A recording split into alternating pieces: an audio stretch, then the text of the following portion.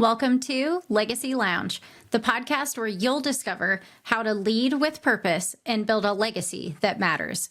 So if you're ready to step into your full potential, show up authentically for yourself and others, and create a lasting impact on the world, you're in the right place. Let's begin.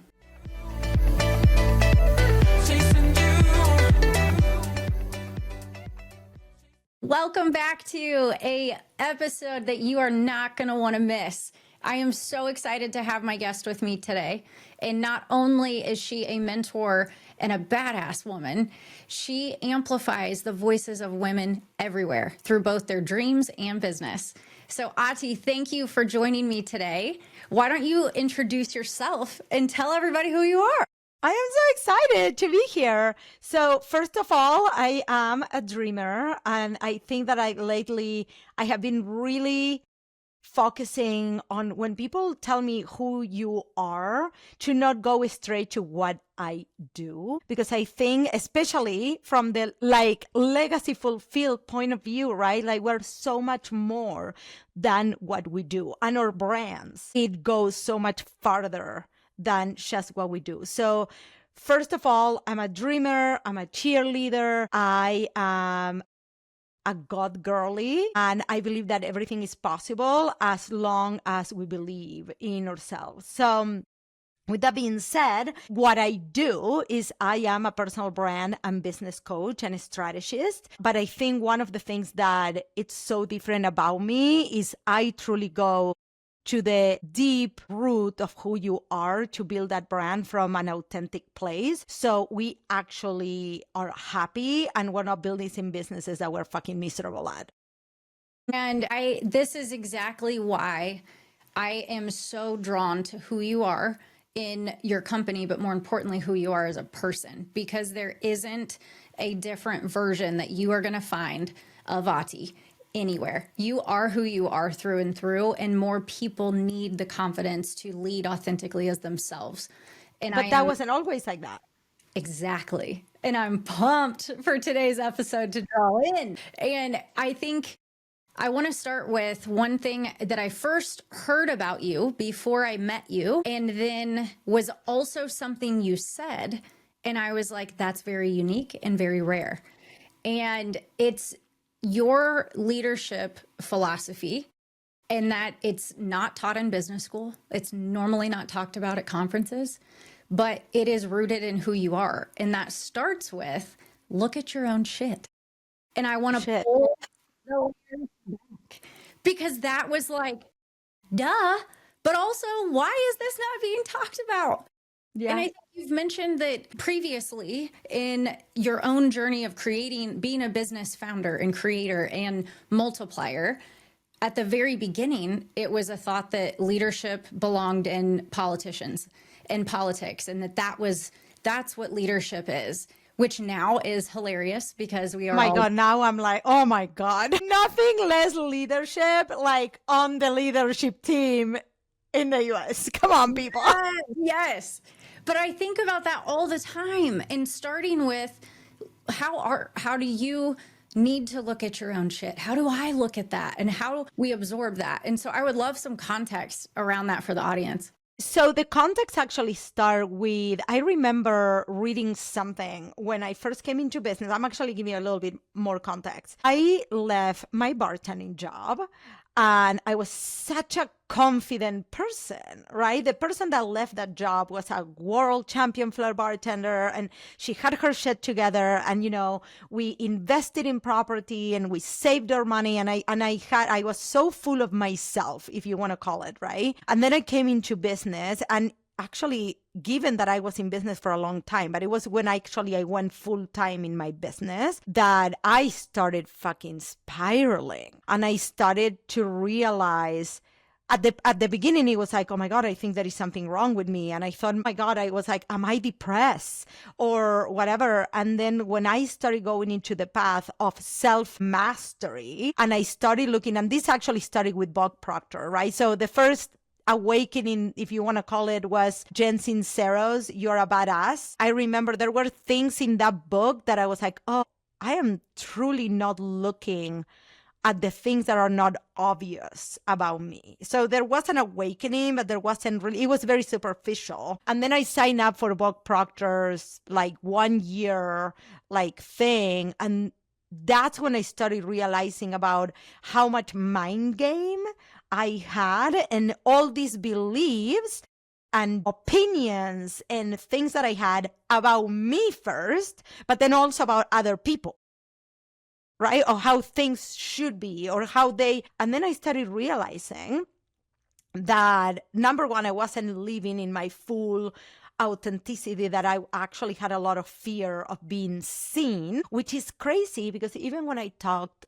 to my husband about this, he said, you always, since I've met you, you always been so like, what is the word I'm looking for? Like confident. And I'm like, well, yeah, but now I also know that a lot of people like me, they overcompensate with confidence, overdoing, overachieving, all of the things, because we actually are scared of being seen, or we are, not super confident on ourselves. Yeah, and you think about the security in the experience that you had built in the bartending realm, which if you've never watched her serve, look it up. It's unbelievable. But also you get comfortable in who you are and you know what to do, you know how to talk, you know what the schedule is. And even I think we say the same things over and over. And I'm going to say this is also for anything else.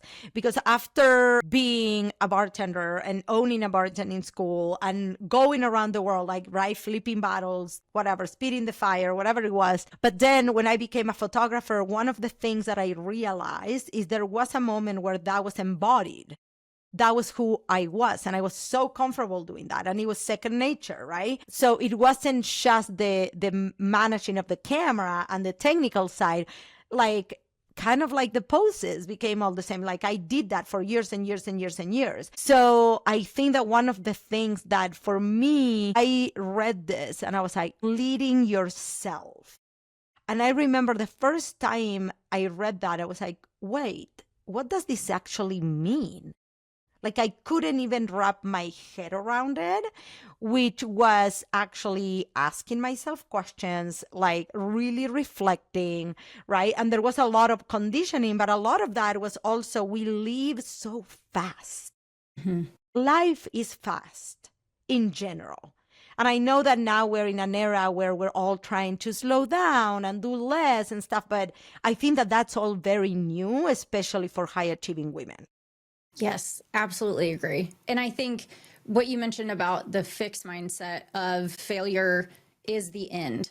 I have to avoid. Oh my God, that was, I couldn't even because you're quoting something that we did on my podcast, and I want to give your listeners a little bit of background, which was I opened a studio, a photography studio, and I remember like eventually I decided to close it and I decided to go to bartending.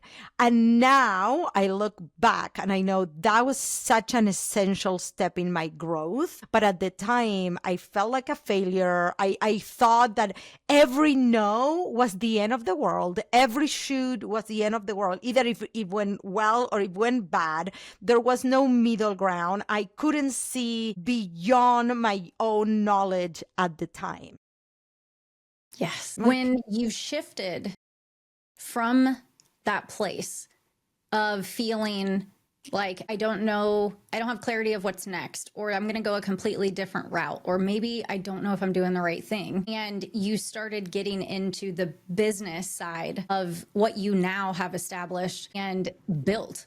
Well, okay, so I actually love talking about that. I don't think I talk about this enough. So I closed my studio and I still kept doing photography, but it was kind of like in a lower capacity.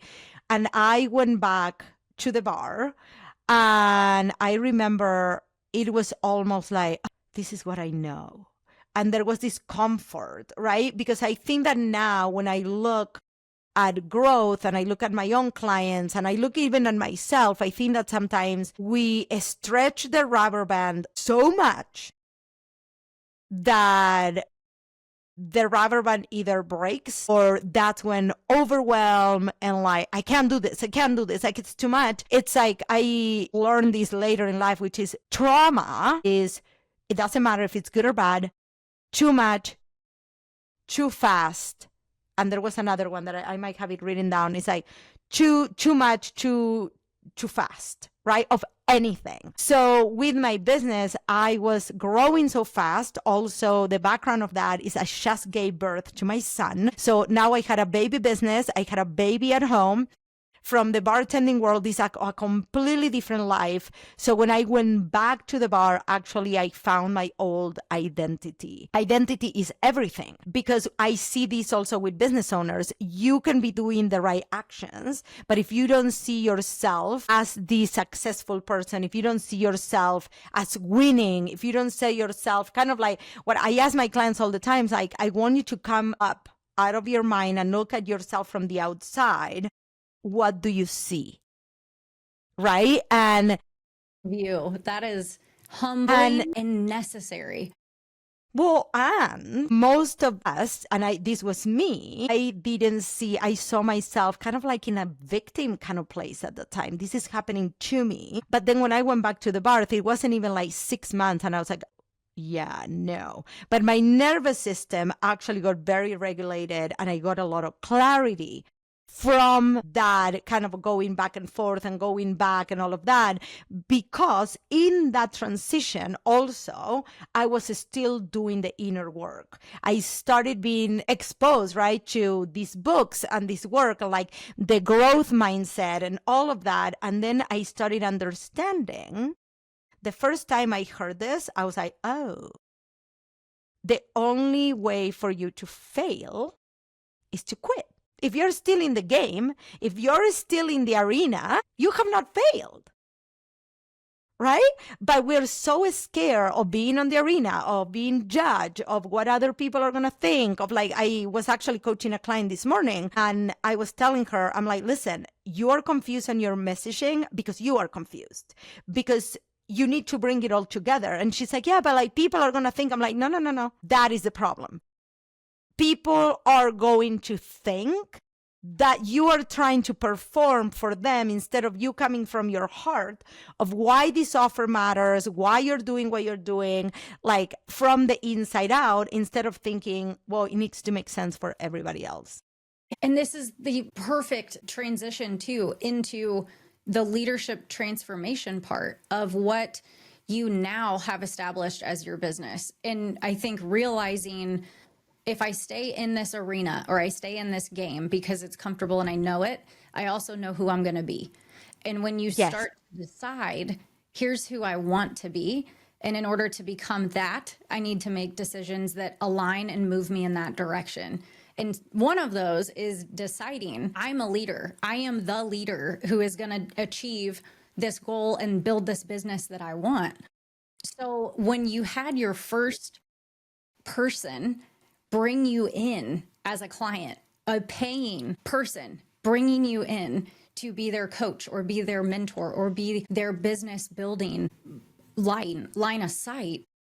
So I think it actually happened so organically. And this is where I tell people, when people tell me they can pivot or they don't want to add something else, or they like, it's overwhelming. And I want to say this with all the love. While we all want to build these businesses that are aligned and you want to have the slow morning, all right? People see me now, right? Like posting about my slow morning routine or whatever. I'm like, with all the love, when I first started building this, it didn't look that pretty. And while I want to help my clients building in a more regulated way, at the same time, there is a moment where you need to put your bigger panties on and just get the shit done. And you have to decide that what you are building, it's worth your time, your effort, and that is going to get easier with time.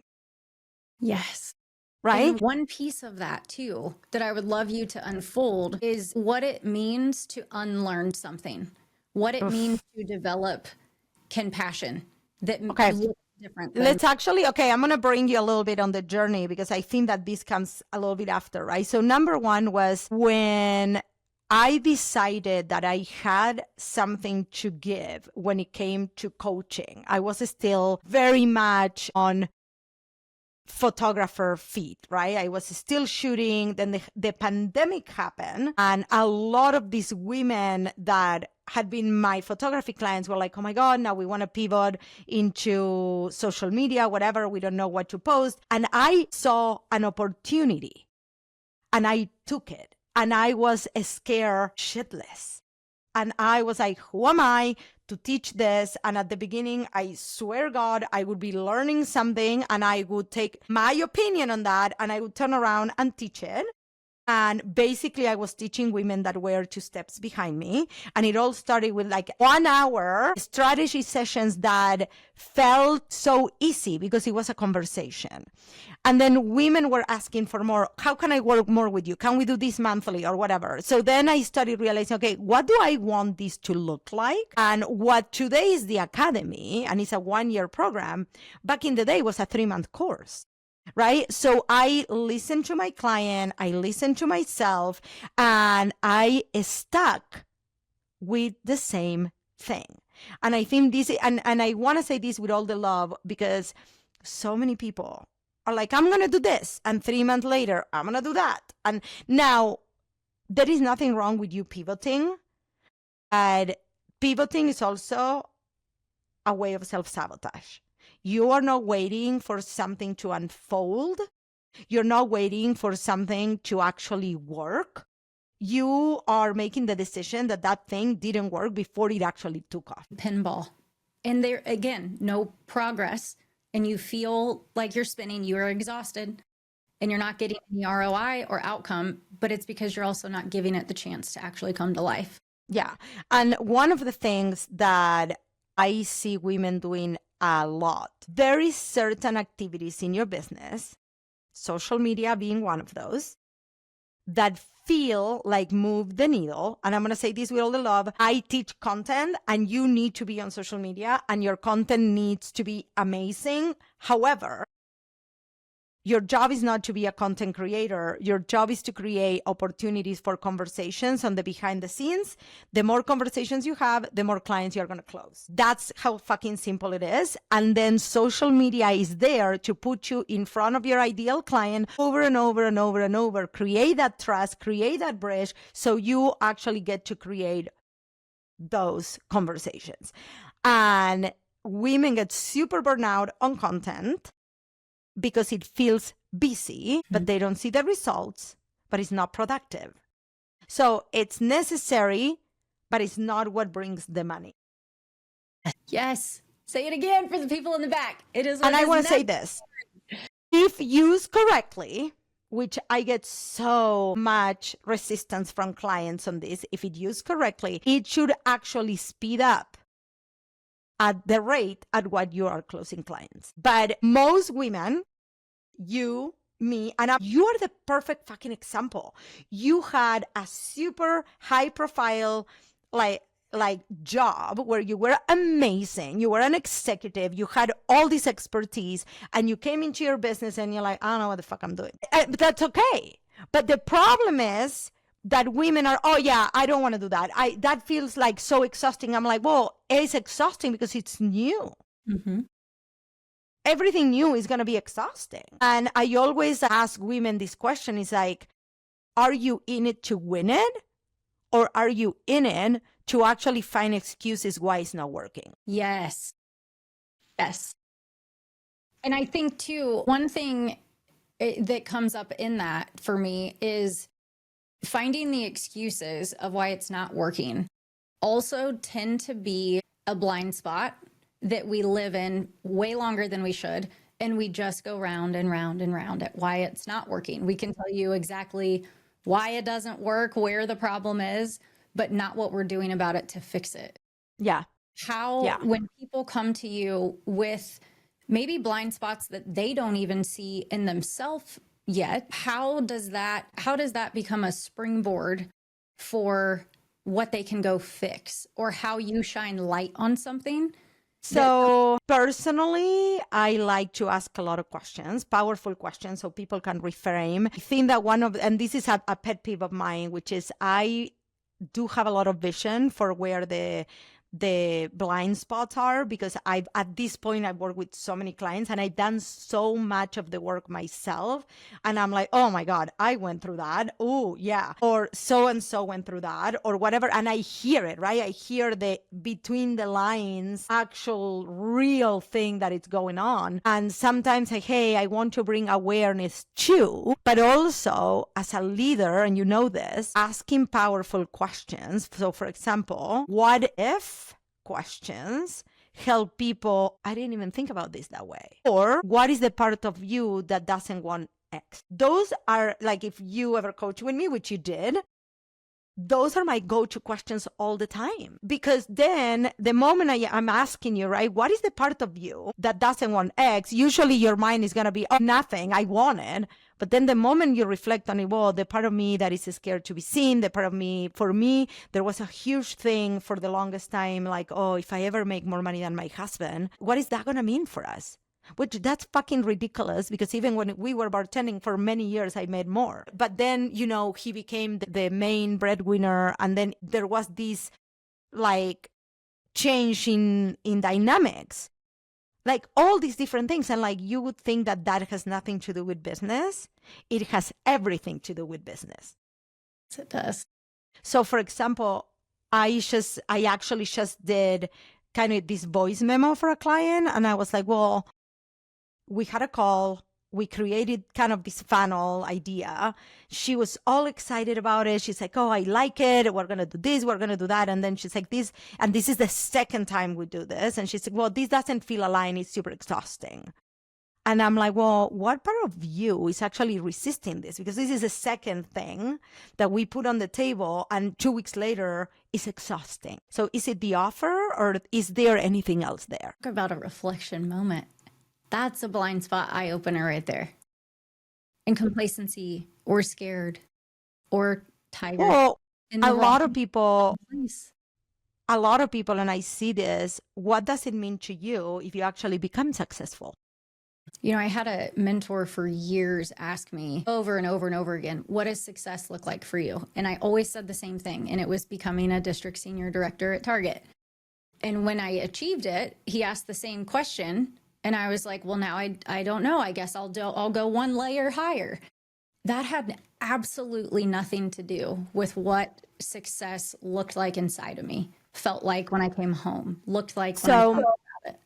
This is part of why I do what I do. And for me, the more I think about the reason why we start businesses, we usually start businesses because we have a message, because we want to make a difference, because we either want to be home more or whatever. And then we start these businesses and we lose the joy. We don't like the clients we're working with. We blah, blah, blah, blah, blah. Well, part of that is we think that the things are going to happen overnight. And we lose the joy on the building what we actually set out to build. And this is even a reminder for myself. It's a moment to moment. I was actually talking to my own mentor today. And I was asking her, I was like, okay, how do you stay in that joy, in that safety? And she's like, well, and we went kind of back and forth. And she was like, it's always there. The moment you think you lost it, now you're trying to reach for it. You're trying to find something. It's more about leaning into it and find it. At every moment when you have the awareness, right, to be like, oh, I'm out of alignment right now. I'm angry, or I'm anxious, or I'm in fear. All of those emotions coexist in an hour for an entrepreneur by the minute. Yeah. And I think for listeners, what you're also describing is the self-leadership. And it's the pulse of your self-leadership, which is the basis of being a leader in any capacity, right? But I think one thing I would like you to take us in on is knowing you really cannot effectively lead other people without leading yourself first. No. And but the truth is, because you cannot ask your clients to go where you're not willing to go. You cannot ask your employees to do what you're not willing to do. So sometimes I will tell a client, I'm like, hey, there is a season, right? Somebody was telling me how overwhelmed she was. I'm like, there is a season. There is a season. And the faster you go through that season, which sometimes it is the building phase, the finding your platform. If you're a coach, like finding the platform and creating the videos and maybe learning how are you bringing clients or whatever that is, right? Whatever it is for anybody, the faster you're going to get on the other side. Now, the other side doesn't mean that everything's going to be peachy.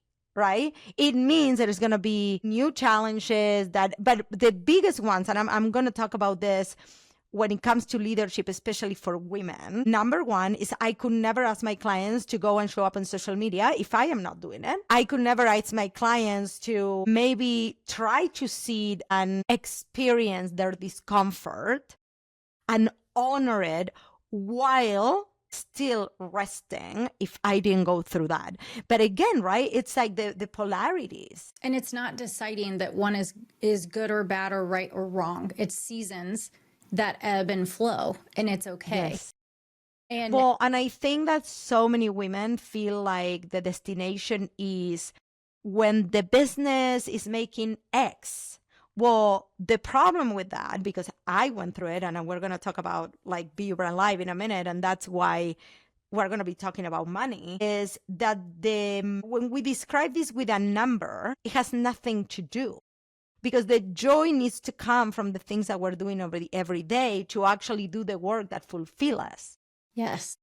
So when I ask women, okay, what is the main reason you do that? Can we infuse everything we are doing with that and talk about that and create that on content? And then, yes, we need to bring the strategy side of like, okay, are we putting this on Instagram? We're putting this in person, whatever it is that we're doing.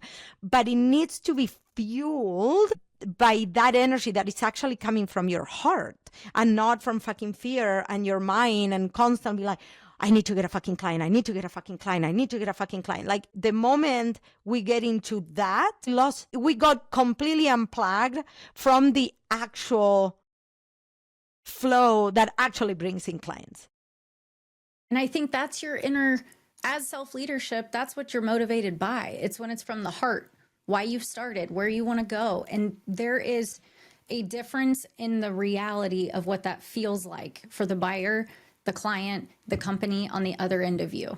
They want to support people who are motivated from the right reasons, which is from the heart. You can't fake that. At least you shouldn't, or you're really going to struggle with business. And something that I'm always kind of like reflecting on is when I first started building my business, and I believe you asked me this, and you asked me a question earlier about the shift, and I think this is where this might be going, is I could work for 15 hours a day, 16 hours a day, whatever. But I don't think that season, while it served me very well, it was full of self-reflection on, okay, I'm okay with doing this for a while. However, where am I going? And I think that, and I see this over and over because you know that I work with women in the first few years. I think that women want the destination, but a lot of women are not willing to be, okay, this is a season. I'm willing to do this for X amount of time, but the vision is X. So put in the reps. So then whatever you're doing right now that feels so heavy, it stops feeling heavy and it starts feeling like me when I was behind the camera or me when I was behind the bar, and it was so fucking normal. But it's the reps you got to put in, and you got to practice. You got to put in the reps. People stop the moment they feel uncomfortable. And there is so much messaging on social media, YouTube, everywhere about like, it has to flow. Girl, if you know me, you know that I am all for a good meditation, all for a good breath work, and get your ass in the chair and get the shit done. Yes. Which I want to take us back to what I opened this discussion with, of what does look at your own shit actually mean in practice? And what is an example of that you can give the listeners? So I'm going to give you a really tangible example that I give sometimes when we talk about content. And I know I talked a lot about content, but like it doesn't need to be just content. It can be networking, speaking. How are you building your brand, right? But people I hear these, I'm doing all the things. I'm doing all the things. And I will go and ask them, okay, I want you to log for the next 3 days what doing all the things means. Tell me what you did. What time did you start working? What activities did you do? Blah, blah, blah, blah. So this stems from when I was crazy into triathlon and we had to look at our week. And I had an app called Training Peaks that would actually show you your workouts. And the workouts have different intensities or whatever. So it would track our progress. And the progress was measured literally by the 1%. So you would look back at what was the stress that you endure that week, right? And some of those workouts needed to be super hard, and some of those workouts need to be maintaining, and some were actually recovery.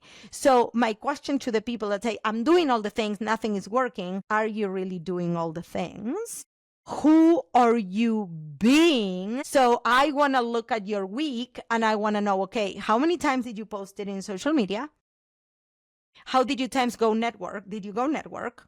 How many of those actually position you as an authority as opposed to you showing up in a room, checking the box that you were networking, but you actually hid on the back of the room? How many times you posted on social media, but actually you didn't check mark? Oh, I did it. But actually you look at the post and you were like, okay, is the hook something that people want to click on it? Is this standing out? Is this actually a good piece of content? Instead of fucking checking the mark.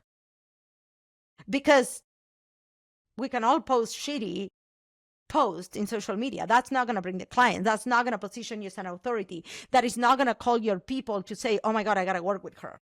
I love this. And I think too, since I have personally started working with you, the intentionality is just like in my mind, like a yoga class for me. Every pose that you do, every movement that you make, it could be a slight shift in one finger. It is intentional. And it's intentional to tap into, well, what does this feel like now? What change does this ripple effect have? Being intentional with business. What I tell people is that you want to look at your content and everything from every angle, because the person receiving your content, and content can be a podcast episode, content can be, again, right, you speaking at a networking event and doing a presentation, content can be the book that we have coming out, content can be a piece of content on Instagram, right? But the reason why I say this, and I say this with all the love, but it hurts people's feelings because people are like, oh, I am posting. I'm like, yeah. Yes. But this doesn't say anything. Nothing more vanilla than what you just posted. And this is where that extra step comes in for you to actually, instead of posting 5 fucking days a week, post 3, but being super intentional, and then go in your stories and take that same angle and talk about it and shift it and actually put yourself on the feet of the consumer and be, would I actually look at my content? Because I can't even tell you how many times I look at my content. I'm like, I'm taking myself out of the equation. I'm like, I wouldn't even fucking click on this. That's the feedback. That's self-leadership. Is this doing what I want it to do? And reviewing it open-heartedly to give yourself the feedback that you need to grow. And I think that self-leadership also comes with that coachable piece of being open to receiving feedback, right? From a coach and from a mentor, from a place of like, well, I am paying this person to actually show me my gaps. Like, I'm not paying this person to tell me what I want to fucking hear. Yes. Like if somebody would pay me, and sometimes I'm like, I go kind of like the extra mile because I have this very raw way of like telling people. And I always say, hey, I'm going to say this with all the love. All the love, but it's true though, because if I start sugarcoating, and I can't even tell you how many coaches I had that sugar-coated things, it felt fuzzy and warm and all the things, and I saw 0 fucking results. Yes, absolutely. Because I'm not hiring somebody to tell me what I want to hear. I want you to look at my blind spots. Yes. And that is the responsibility of a leader, no matter what position you are in. If you are a client in a coaching relationship, if you are the coach in that relationship, if you are leading. So this was like super hard. Like this morning, I actually had to go through somebody's like kind of like hot seat question inside of our program. And I was going through it. And as she was, it's the same person I told you, like we put 2 offers, none of these fell aligned. And also in our last call, we agreed on this, and this. I am dropping that document again here for you to kind of take a look, because I don't think that a lot of the things were actually put in place. So when you come to me and you're like, hey, last month I didn't grow anything and this is how much money I made, and it's all perception. Mm-hmm. Is I'm doing everything, but nothing is working, and I only made this amount of money, is I don't feel good enough. I don't know what the fuck is working. It's instead of me being like, well, did I take action? What were the things that we talked about? Let's actually go to the drawing board. What can I do better here? That right there is owning your shit. I love that. Thank you, Ati. I do want to switch gears here as we kind of round out a very important episode. I'm so happy to have you on my platform. I am so excited to be here. This is like full circle moment. Yes, it is. And we are going to transition into BU Brand Live. And I would love for you to share with our audience, what is BU Brand Live? Why should people be interested in coming? And also for the listeners, why are you taking this step from an investment in a facilitation? Oh my God, you gave me the chills. So because I want to say this for anybody that ever is dreaming of putting a conference together. There is so much that goes into it. And several times in the last month, I had to ask myself, why am I doing this? So I can actually root myself on that mission that I talked earlier, right? And like kind of like have this vision of the women that are going to be there and what do I want to create for them. So BU Brand Live is a 2.5-day conference. And I say 2.5 because we have that reception on Thursday, September 25th, and then 2 complete full days of speakers, experiences, like somatic, really going into the body, and personal branding and marketing and sales, right? But this is for the woman who, most of the people that get the most out of this conference, they're in the first 5 years of business. They're trying to get to that 6-figure mark, or maybe they made their first 6 figures, but they're still feeling like a fraud a little bit, right? They haven't stepped fully in that main character energy, and they are having a lot of that mind game. And this is something that I introduced lately because I was telling somebody why I'm doing all of these somatic experiences, right? Like breath work, and we have somebody doing like I don't want to say it, I don't want to burn it, but like this somatic experience. And I'm like, when you look at your bank account and you feel like in your stomach, or when you put a post and it gets 5 fucking likes and you're like, what is it even worth the effort, right? Or whatever. And the truth is that comes rooted from truly not wanting to be seen, lack of confidence, like lack mentality, scarcity mentality, competition mentality. And the truth is that this is so much more than just a personal branding, sales and marketing. We're going to have a lot of that. But the truth is that it's for you to walk into that room and own who the fuck you are. And every experience and every speaker and everything that I have curated, and I've done this is our 3rd year, is based also on my own experience and the things that I went through, which I know I attract women that they're going through the same things that I went through. And you know this from working with me. I am super transparent about the things that work, the things that don't work. And I think that there is women really wanting transparency. They don't just want the rah, rah, rah. Mm-hmm. And they don't just want the strategy. They want to hear other women, hey, I came from corporate. I did struggle when I started my business. So they can see themselves and be like, oh, the women that are making the 6 figures, the multiple 6 figures, they also struggle. And she went through this. And I can go through this. Because the truth is that, at least for me, to build this business, this is full circle moment. You asked me this at the beginning. I had to become a different person than who I was when I left my job. And I had to constantly ask myself, I still do this to this day, who do I want to be? And I want women that come into the room to embody that in the room. This is not one of those conferences that you're going to leave with a to-do fucking list to do in the next 12 months. Like, there is going to be things that, yes, you're going to learn, and speakers that you're going to get stuff. But the whole idea is that you build your community there, that you leave with referral partners, that you step into who you are meant to be, that you can see her in the room, that you can feel her that day in the room, so you can carry her with you for the rest of 2025, 2026, and like literally up to eternity. Well, I think as people have asked me what my role looks like in this event, and as one of the anthology authors, which we are releasing the book at the event and super excited about, we are building our book launch team, which I will let you share a piece on. But I think when people ask about what it's like to work with you or what I have learned through this process,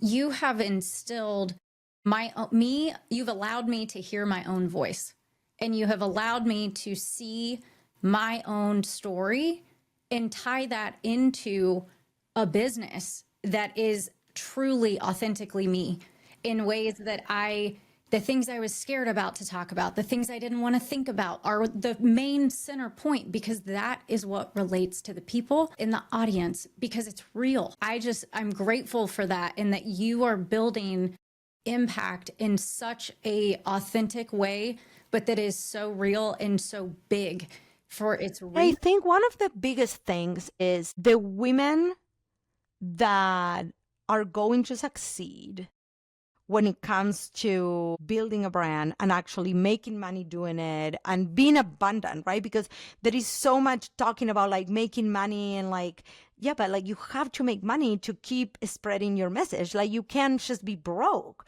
You cannot give people your magic. If not, like sacrifice is not required.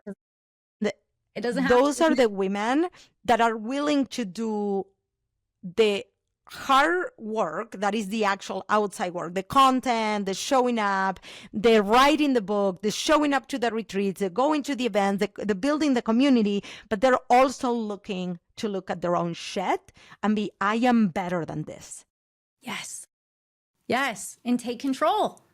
Well, Ati, where can leaders, listeners, viewers everywhere, how do they connect with you? How do they find you and find out more about your work? So my hub for all the things is Instagram at Ati.Grinspun, Grinspun. Also my website, my name, ATI, AtiGrinspun.com. In there, you can listen to my podcast. You can send me an email. You can get tickets to the event, and you can join our book launch, because this is one of the things that we haven't even talked so much about it, but it's like there is something so cathartic about writing a chapter in a book and tying it up to your business, which is the permission most women need to actually start talking about their shit loudly and really attracting people that are like them. People are trying to attract all these clients or whatever, but I'm like, well, yeah, but you can't call in people if you're hiding. And I can attest firsthand that writing as an author in this anthology book allowed me to look at my own shit and use it in the business to grow the bottom line. Yeah. I cannot wait, because we definitely will need to do a part 2 episode of us. My God, we need to do launch the book, become an author. Yes. 100%. And I just want to thank you for being you. Your energy is infectious. Your authenticity is true and true. No matter where you are, what you're talking about, it ripples effects far beyond what you know it does. And I got here looking at my own shit. As we all do. Yes. Really quick, because I know you have to jump for another interview. I know you hate surprises, and I wasn't going to do this today, but out of respect for you, I'm not going to surprise you at BU Brand with this one. But as a gift, you can surprise me. A pink sparkly cover for your mic at BU Brand Live. Okay, so we also have like this thing that says BU Brand Live. So I think that it's gonna go perfect. Yes, pink and sparkly, baby. We're doing it. I'm glad that you didn't, because then we need to make sure that we can like put it there. I love it. Every detail is planned. So, surprise, Ati. And I cannot wait to see you and hug you live at BU Brand in Las Vegas at the end of September. I love you. And if you're a woman in business, you want to truly step in your most truest version of you, this is the room for you. We hope to see you there. Thank you, Ati, for your time. I love you. You have a great day. Check the show notes to follow along and see you all soon. Yes. Love you. Bye. Bye.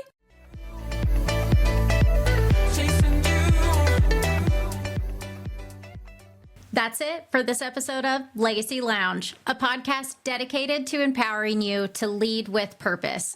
Remember, leadership begins with you. When you're connected to your values, strengths, and authentic self, you show up powerfully for your team, businesses, and everyone you lead. To authentically lead others, you must first lead yourself. I challenge you to consider, how are you investing in your personal growth to create a legacy that you envision? Thank you for joining me in the Legacy Lounge. If this episode sparked any thoughts or inspired action, I'd love to hear from you. I'm your host, Brenna Rollins-Williams. Connect with me on LinkedIn or other socials, and let's continue the conversation. Remember, your legacy is built one intentional step at a time.